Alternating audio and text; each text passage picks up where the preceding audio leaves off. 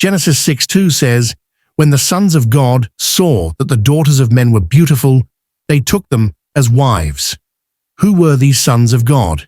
Angels, men, or something beyond our understanding?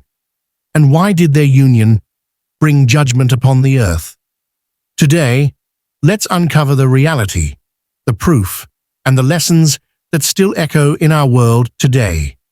The term sons of God in Hebrew, Bnei Elohim, was often used to describe angelic beings in the Old Testament. We see this again in Job 1:6, where the sons of God stood before the Lord.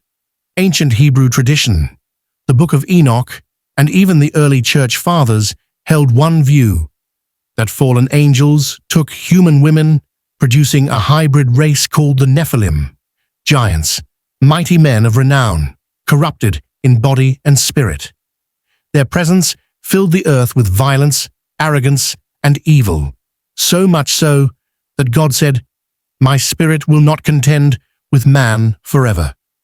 And soon after came the flood. The union between the divine and human had defiled creation itself. It was more than rebellion. It was an attempt by the enemy to corrupt the very bloodline through which the Messiah would one day come. But God preserved Noah, a man perfect in his generations, not just righteous in spirit, but pure in lineage, uncorrupted by the genetic pollution of the fallen. The flood wasn't just judgment, it was redemption through cleansing. So, what does this mean for us today? The same spiritual rebellion that once blurred the lines between heaven and earth still seeks to corrupt our world through deception, moral compromise, and spiritual defilement. The sons of God may no longer walk visibly among men, but their influence lives on in the unseen war for the purity of your heart. That's why Jesus said in Matthew 24:37, "As it was in the days of Noah, so it will be at the coming of the Son of Man." The lesson? Be watchful. Guard your spirit. Do not mix the holy with the profane.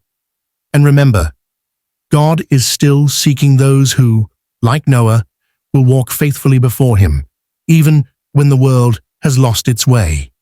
The story of the sons of God and daughters of men isn't just ancient history. It's a warning and a promise. A warning that spiritual corruption always brings destruction, and a promise that God always preserves a remnant.